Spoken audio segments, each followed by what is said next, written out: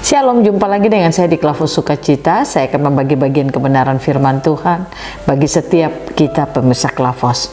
Namun sebelumnya mari kita berdoa sebelum mendengarkan firman Tuhan. Mari kita berdoa. Bapa, kami bersyukur Engkau terus memberkati kami dengan firman-Mu. Di hari ini kami rindu mendengarkan suara-Mu.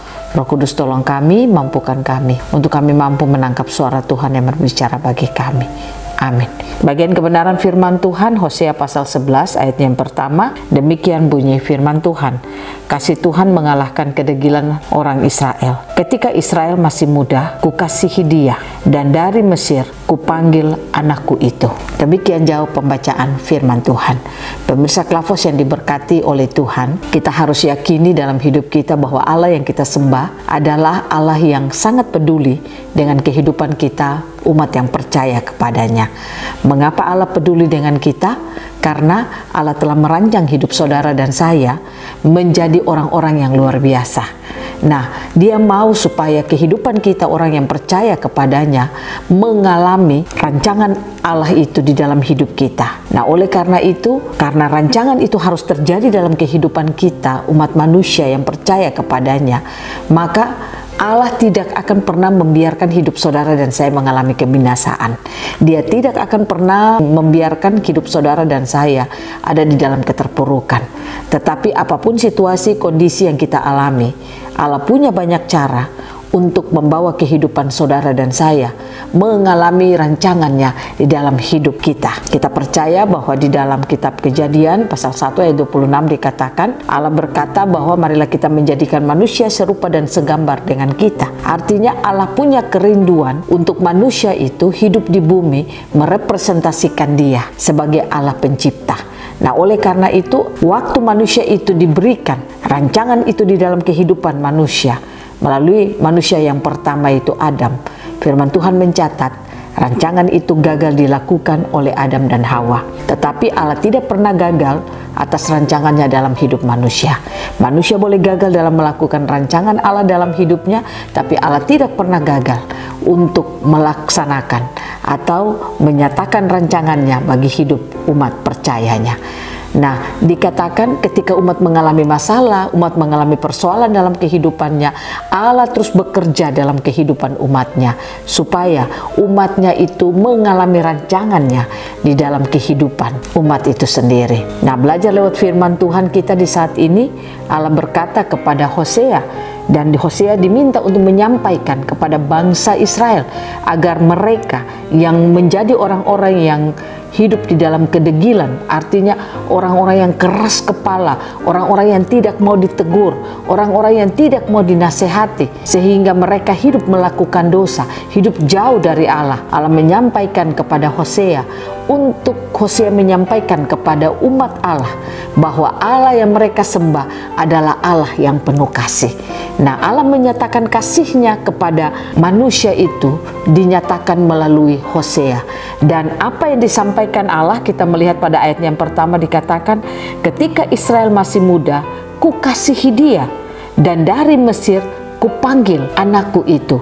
Ini gambaran waktu umat Israel itu mengalami persoalan yang sulit dan mereka tidak tahu bagaimana mereka bisa keluar dari masalah. Ketika mereka ada di Mesir, mereka ada dalam situasi-situasi yang sulit.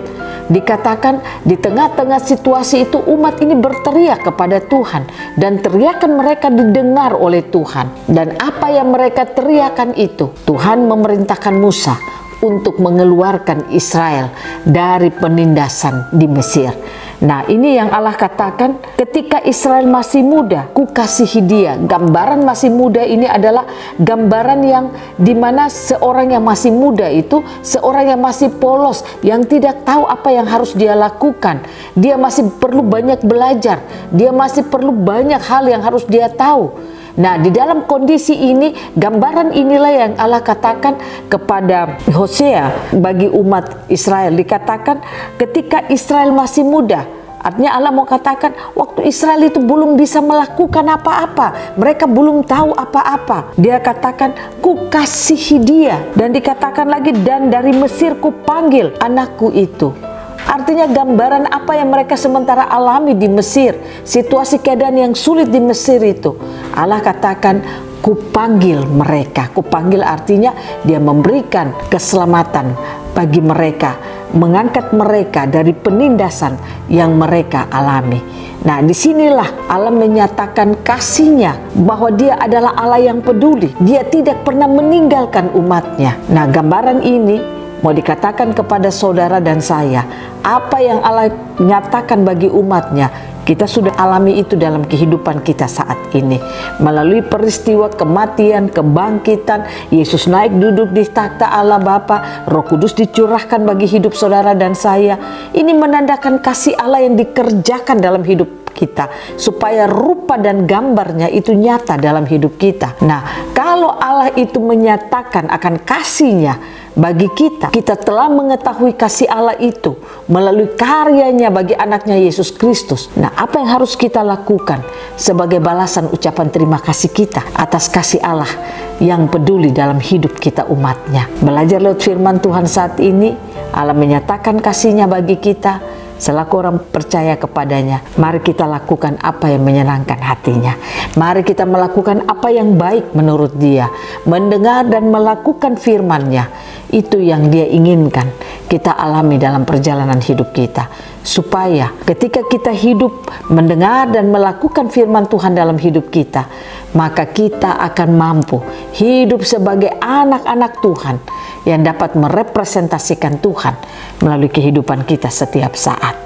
Nah, pemirsa Klavos yang diberkati Tuhan, saya ingin mengajak saudara lewat firman Tuhan di hari ini, apapun keadaanmu, apapun situasimu, kondisi yang sementara kau alami, mungkin tidak enak bagimu, mungkin tidak baik bagimu, mungkin membuat engkau ada dalam ketakutan, engkau menjadi khawatir, engkau stres dengan banyak hal.